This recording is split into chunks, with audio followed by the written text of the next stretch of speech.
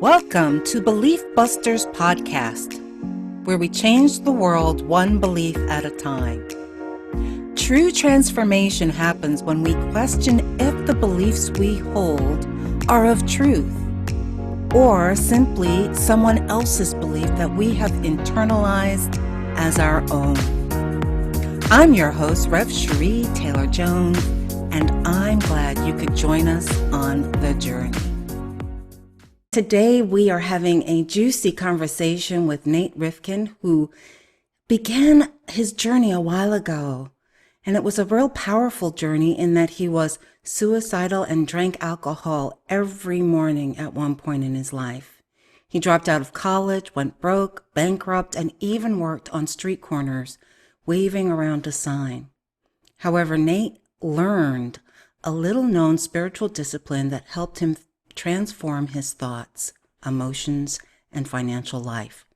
He's recently published a book about his journey and the transformational practice he learned titled The Standing Meditation. Welcome, Nate.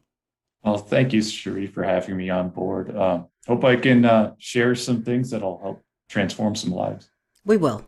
You will. Let's go there. What was your earliest indoctrination into the spiritual life and what you were on the path to become? It's a good question. My earliest would probably be at being raised in a Jewish household, which the reason I mentioned that is because I was introduced to spirituality, but we weren't very religious or committed to it. So it was always just kind of background noise for me. It was something I was never really talked with my parents about or really thought about too much. So as I got older, I just never thought of it as a foundational pillar of life. I figured I had my thoughts, I had the actions I could take, and life was just one big ball of chaotic coincidence. And I didn't have the language for anything that seemed to contradict that. So when I started going to college and started thinking about what I wanted to do with my life, even though I wasn't actively exploring spirituality, it was as though my intuition were kind of nudging me in that direction. So I always had near experiences of getting into meditation or near experiences of following a spiritual path, but I never quite made that leap until several years later when I started getting into Taoism. But I had to go through a lot of pain before I got awake enough to actually start seriously considering that. And why do you think that you had to experience that level of pain?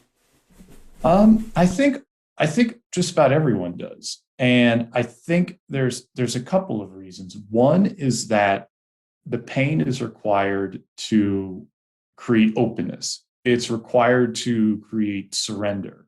And I don't mean surrender in terms of giving up. I mean surrender in terms of okay, I am going to allow myself to be guided by a greater force than me. And I'm going to be open to that greater force. And I'm going to have an exploring mindset. And I'm going to have a supple mindset. It's kind of like the idea of grass. I was just writing about this, of grass blowing in the wind. Grass is very supple, which is why a giant oak tree, could get shattered and cut down by the force of wind, whereas the same blade of grass will just keep waving. So it's supple, but at the same time, it's still rooted.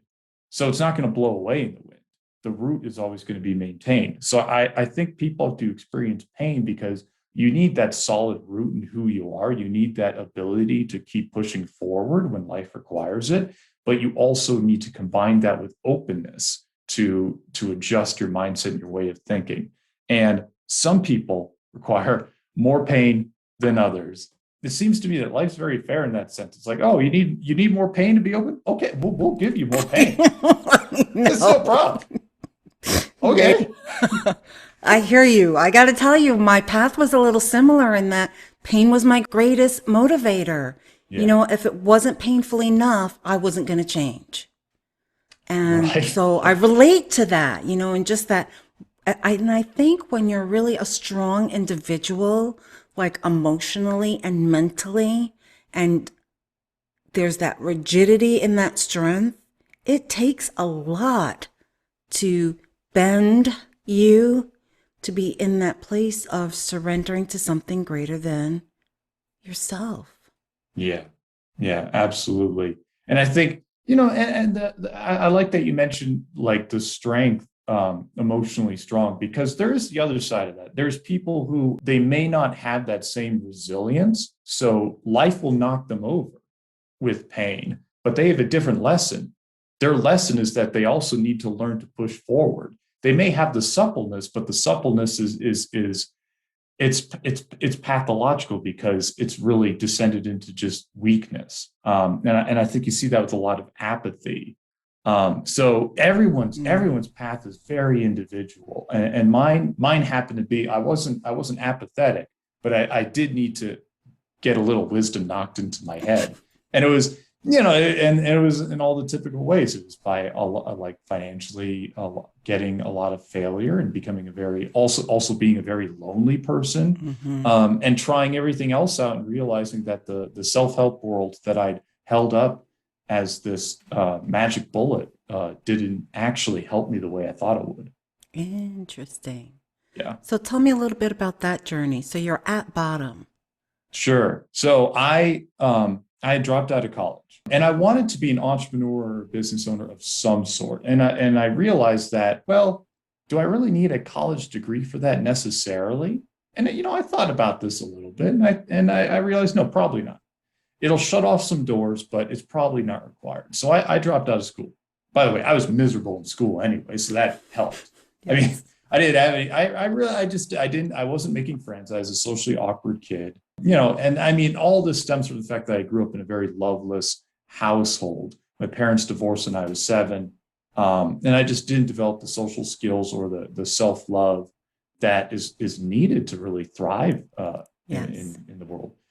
So after I dropped out, and even before I dropped out, I dove into studying marketing myself. And I figured, well, this is around, what was it? It was 2006. It was around Okay. 2005, 2006. So this is still, you could almost say, kind of the early adolescence of the internet. So I was like, well, maybe I'll build an online business of some sort. So I started studying advertising and marketing, started going to seminars and attending trainings, Mm-hmm. and started doing a whole lot of self-help, setting goals, visualizing my success, Okay. all of that jazz. And the short version is it everything I tried gradually imploded. And I started racking up bigger and bigger credit card bills, going deeper into Mm-hmm. debt because I was using my own credit Sure. to finance everything I was doing. And I was really trying. And I started to get really bitter and jaded because this is the stuff that's supposed to, using my air quotes here, this is supposed to Yes. work. And I really am trying. I'm not just like some people are just like, oh yeah, I know self-help didn't work for me because I never took action. Well, I did. So I Mm-hmm. started seeing it was like drawing the curtain back on the Wizard of Oz. I'm like, wait a minute, something's up here. But after I realized it wasn't all working, I didn't I didn't have anything else. So that's when I really hit bottom. That's when I started Okay. drinking every morning. Okay. I Yeah. hear you. You're working really hard.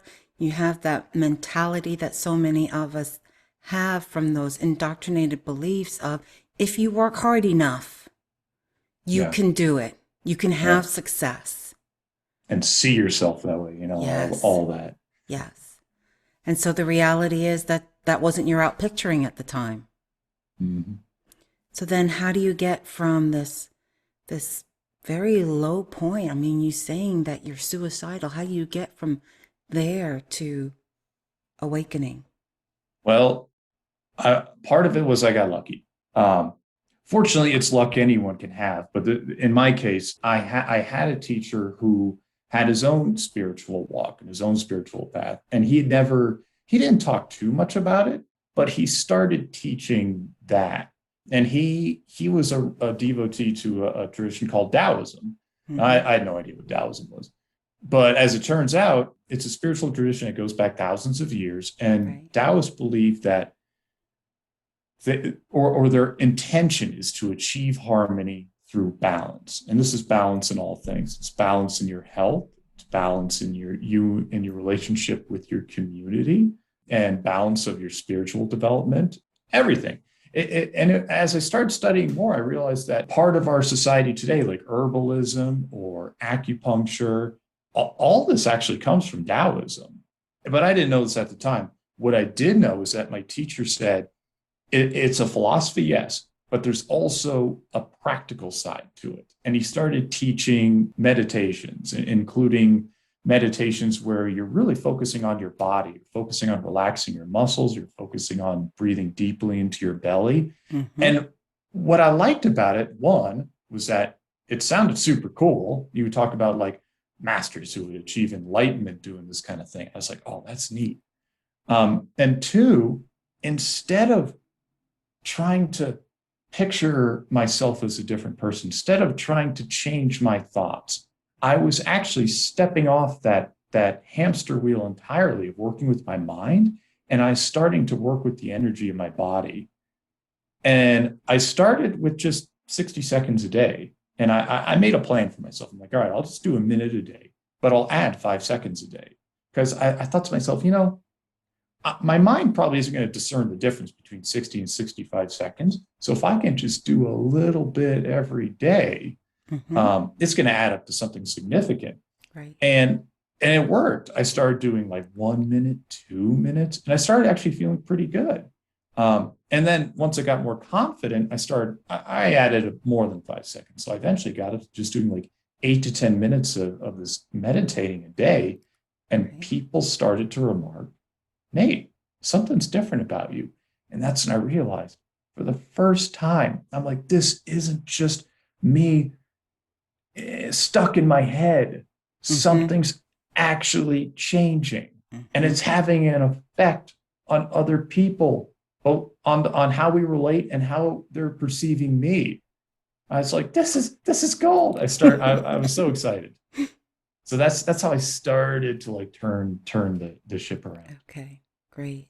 How did your inner thinking and beliefs respond to this change when you started to see a difference?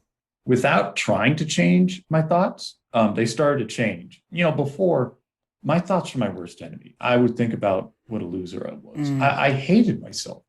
But as a result of feeling different because of this practice, my thoughts start to follow the lead of my feelings. And I started to have hope. So my thoughts were just, instead of about my thoughts dwelling on what a loser I was and how things are all crashing down and how I was screwing up and how like, this isn't working. I've tried everything. This isn't working. My thoughts turned to more, isn't this interesting? Let's explore more. Let's try more. And by the way, I was still like broke. I was still on this really terrible financial trajectory. But the cool thing about light being at the end of the tunnel, it doesn't have to be this giant spotlight. You can just have a speck of light. But if your mind is focused on that light, all of a sudden I was thinking in terms of possibility. I was thinking in terms of exploring avenues, even though the facts were the same. My perception and what I was focusing on was guiding me toward the best outcome. And it wasn't even from trying to change my thoughts. It was from stepping outside of the loop of my thoughts. Right. Yeah. So often in our humanity, we think the sum total of who we are is what we think. It's all in our head. And what you're talking about is really getting in touch with the totality of who you are energetically, in wholeness, to be able to now say, I can separate from those thoughts. I can come up on another level and look at that with curiosity, with wonder, with this, isn't that interesting? As opposed to being enmeshed with, that is who you are. That's really beautifully put. Yeah. And it's fascinating because if someone had told me that years ago, I wouldn't have been able to do it. I don't think I would have been able to understand that. Yes. But by going in this roundabout, I think it was like a roundabout way, by kind of backing my way into this through changing the way I was relating to my body, my energy, it became a reality for me. Instead of trying to figure it out, it was an aha experience. Yeah, you became, as opposed to trying to force something in theory. Yeah, yeah, That's a exactly. huge Yeah, shift. That's yeah. Oh, it's a great shit. Yeah. Yeah, it is. So I'm really excited to listen to your process in this, because so often we do read those self-help books, that tell us what you should be doing. If you just did this, it'll all work out. And yet there is, what do they say? There's the longest journey is from your head to your heart to your soul, Oh, right? that's cool.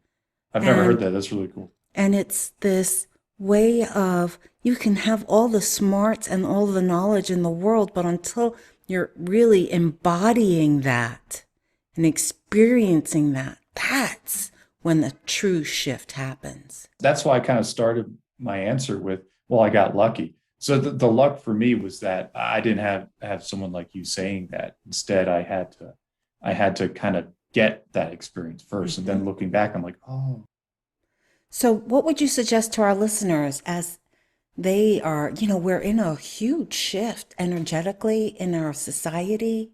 I really feel like we are in the process of transforming from old beliefs to possibilities and a new way of being. And how do we start that embodiment? What would you suggest for our listeners? have a daily a discipline of a meditative practice that works with your energy. I would say everyone, probably at least everyone listening to this, has some experience with meditation or learning meditation. Correct. At least what I learned about it initially was not the best thing, because I see a lot of meditation being taught today.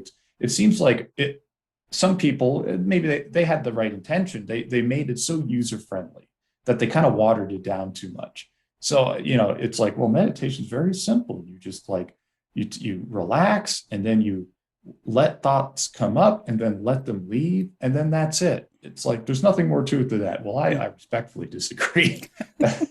Yeah, there could be a lot more to it.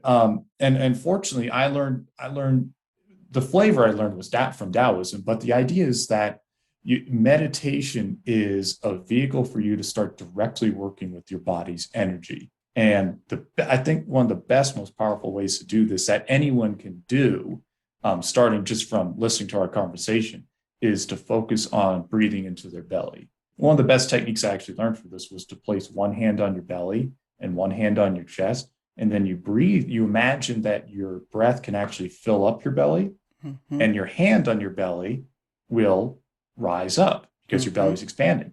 And the hand on your chest, the idea is that it remains stationary. Now, what's happening here is physically, you're completely filling up your lungs. And when you completely fill up your lungs, they expand downward. Your diaphragm compresses into your organs and your belly expands. Right. This is on an energetic level. First, what are you doing? You're drawing the energy down from your head. And in today's chaotic world, we have so much energy going on in Yes. our heads. And you're drawing it down into your lower energy center, into your belly, which is going to empower you, because when you get down to that root level of your body, that's where your personal power is. That's also where your creative energy Yeah. is stored and worked with. So not only that, though, on a very practical level, you're massaging your internal organs, which when you're kind of breathing into your chest, which I mean, I think of it as panic breathing, you're not. So when you're massaging your organs, what goes on is that you're actually paving the way for releasing pent up stagnant energy and old stagnant traumas that have been crystallized in your organs. So that's why when a lot of people start doing a deep breathing exercise or even just start meditating, their thoughts suddenly could get louder, or they start thinking about something I haven't thought, in like 15 Yes. years. And it's like, oh my God, I'm doing something wrong. No, that's just part of the self-cleaning emotional Correct. process. It's Yes. actually like celebrate it. And as a result of celebrating it, it's not going to have this terrible power over you. And I use the word discipline when I talk about this, because well, if you do it once, hey, that's great. But the benefits come from treating this like almost like personal hygiene. It's like, of course, I'm going to take a daily shower. Of course, I'm going to brush my teeth. Of course, I'm going to feed myself nutrition. This idea of working directly with your body's energy is just as crucial. And it's not, for me, it wasn't about, oh, I turned my life around in a week. It wasn't about like, or 30 days. It was about feeling better. There were ups and downs. And even over weeks and months, it was kind of hard to track where it was practically changing my life. But after years looking back, oh my goodness, it was beyond belief. And I really appreciate you saying it's not a quick fix. You know, we are in a culture that expects a quick fix. How many books are there in the 10-day miracle? Turn your life around in 30 days. And we expect that, unfortunately, but when we're doing this kind of deep, emotional, energetic work, it takes some time. Yeah. The good news about that is, in all the time it's going to take, and well, this is why we're here, so it's going to take a lifetime. Yeah. There wonderful things are going to happen. Not, I think in our society, not only do we want a quick fix, but we kind of have the mindset that it's going to be a reward At the end. In the future. When it's really it's about enjoying the daily progress that we do make, or the moment to moment progress we make. That's beautifully said. The moment to moment progress. Yes. We're starting here with some really basic techniques. And I know I'm saying it's basic, but for many meditators, this may not be as basic as we have been led to believe, right? Because you're talking more about the flow within the body. Would you take us a little deeper? Certainly. Oftentimes in spiritual traditions, what happens is after like a practice like this is taught, the student is like, great, give me another one. What's next? It's like, well, how about this? Let's stick with this one practice and take it even deeper. It kind of reminds me of the quote by Bruce Lee: I fear not the martial artist who practices 10,000 moves one time. I fear the martial artist who practices one move 10,000 times. There's three major things to keep in mind: your physical relaxation of your muscles, the alignment of your body, how to properly work with your thoughts. So when you do an exercise like this, where you're breathing deeply into your belly, there's a tangible physical effect you're going to have on your relaxation, because as you slow down your breathing, you're going to calm down your central nervous system, which is going to allow you to relax your muscles at a deeper level. The great thing is, when your muscles relax, the energy is going to flow through your body with less resistance. As a result of the energy flowing through your body with less resistance, you're going to unearth more deeply buried old traumas. To add to like this really healthy, virtuous cycle, is to align your body properly. There is something to the idea of like meditators who kind of sit on a cushion. What they're doing is they're actually making sure that their spine is as straight as possible. And they're making sure that their spine is open in such a way where they're not like compressing the spine at the pelvic region. And they're also making sure that their neck is aligned, that their chin is tucked. This alignment aids to the flow of energy.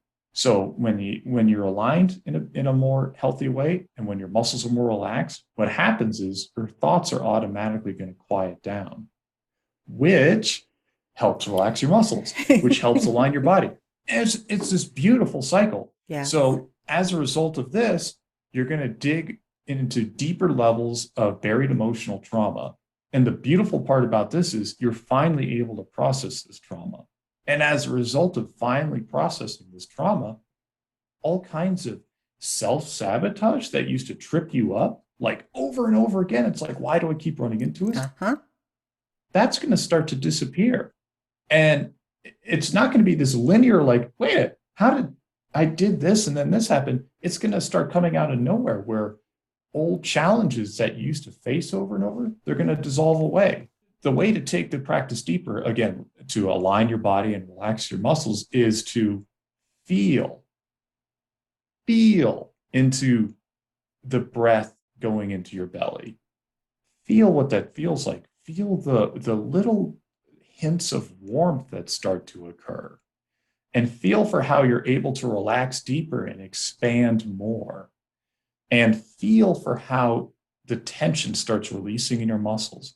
And take this deeper and deeper and deeper. What we're doing is like the energetic equivalent of taking a huge chunk of our income and putting it into a really great, safe savings account that's going to pay us back over the long haul. That's why I started this with saying a lot of people ask, like, well, what's next? Instead, we're going to ask, how can I take this deeper? And it's relaxation, alignment, and feeling the energy that we develop in our bellies. Tell our listeners a little bit about the journey in Taoism, if you don't mind. Actually, that's a great question, because when I started doing this, and I did everything you described while doing, actually, I was standing in the middle of my living room. I unlocked my knees a little bit and straightened my spine. So imagine trying to relax your body while standing. It's cool. So I started feeling better. That's how the journey really begins, because it's inside to outside. So I started feeling better. I started thinking better about myself. And that's when my life started to become more chaotic. And as I found out, this is quite common when walking a spiritual path. Yes, it is. And I actually, at that point, I was developing enough self-awareness to realize, actually, you know what? This is probably a good thing. So what happened was, I had a couple of business partners, two of them, and we had a falling out. We started arguing more and more. We started clashing more and more. And what I was sort of realizing at the time was that my path was splitting us apart. And the more I grew and the more I developed, the more my path was diverging. So there was absolutely no repairing it. It had to split apart. I got a job, and I looked on Craigslist, and I actually found a job spinning a sign on the street corner. And I was very scared at that point in my life. I was repairing myself internally, but I was still really scared. And that job appealed to me, though, because I wanted something that was full-time and would pay for my rent and food, and would also allow me to have enough mental energy at the end of the day so that I could still work on some kind of a business or networking, or grow my client list in terms of like being self-employed. I was trying to make it go being a writer. And I decided that I couldn't pour mental energy into both building out a substantial career and pursuing my own path of self-employment. So I decided to take a job as a sign spinner. And it was a blast, by the way. I mean, talk about a spiritual walk. It's one thing to like maintain a Zen attitude while in your living room listening to some meditation music, which is cool.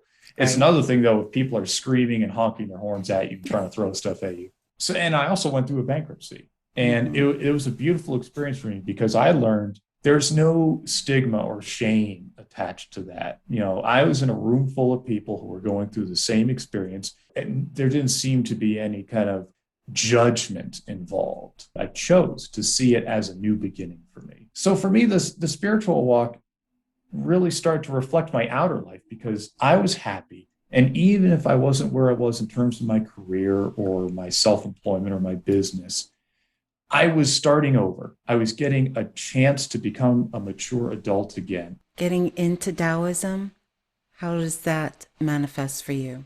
It's now a pillar in my life. It's now the foundation of how I relate to the world around me. Because, you know, again, the foundation of Taoism is seeking harmony through balance. So for me, Taoism is about getting centered by meditating first. Right. And doing that before I'm going to interact with the world around me. And being a being that is able to actually give more energy than take with the world around me. So Taoism really introduced me to the idea that everything is going to be picking up on your energy. You're picking up on everything else's energy. So can you bring yourself into any situation in a way where you're promoting harmony instead of discord? And I think that's the root of all spiritual traditions, is we're in this world to grow and to be able to bring more harmony to the world and learn our lessons from doing so. The journeys may look different in how we do it, but the goal, is to evolve in consciousness and how do we serve humanity in a greater way. I get Yeah. that. It kind of reminds me of my teacher said, it's like every spiritual tradition, it's like they start at the bottom of different sides of the mountain, but as everyone continues their progress, when they reach the closer to the top, everyone gets closer together. Amen, amen, amen. Yes. Yeah, Yes, it's I pretty see cool. that as well. That's It's very pretty cool. Yeah. What would you suggest to our listeners if they wanted to find out more information about Taoism and then tell us what you do and what you've created and how they can get those resources? Oh, sure. Well, thank you. I realized, there just wasn't a lot of really down to earth practical information that was easily digestible about how to do this, especially from the Taoist perspective. Mm-hmm. So 3 years ago, I started writing a book, and I published it just a few months ago. It's called The Standing Meditation, and you can find it at thestandingmeditation.com, which basically just forwards to the Amazon page because it's on Amazon. What would you like our listeners to walk away from this conversation really getting? Working directly with the energy is the key to busting through the barriers that have been the most frustrating. And the way to do that is to step off the treadmill entirely of working with their mind or working with their thoughts or working with our plans by working with our mind. And instead, taking the energy down into your belly and practicing that daily discipline of working directly with your energy. It's a life changer. Yeah, it is. I so appreciate you, Nate, and really just appreciate this conversation and what you're hammering home. And I mean that in a nice way, is it's a daily practice. It's a daily gift that we have to give to ourselves or that we choose to give to ourselves. And it's not the end goal. It's the beginning goal, and how we shift our perspective of life, of how we're able to walk in the world in a space of calmness and in harmony. For our listeners, Belief Buster Posse, you too can really shift your perception and just the way that you're viewing life. If you're seeing life as this hard obstacle course and you're not seeing a light at the end, well, try something new. Try a daily practice of deep meditation to shift your energy and to awaken to the truth of who you are, divine human being. If you are enjoying these conversations about assessing your belief systems and how to transform outdated beliefs, then please subscribe and give us a positive review. To support this podcast and its transformative work, you can also become a sponsor for as little as $5 a month. You can reach Rev Cherie at info@beliefbusterspodcast.org. To continue on this journey of evolution, you can also get my book, Turning Your Why into Why Not, at Amazon or any other bookstores, which gives you practical tools to do this work. See you next time on the flip side.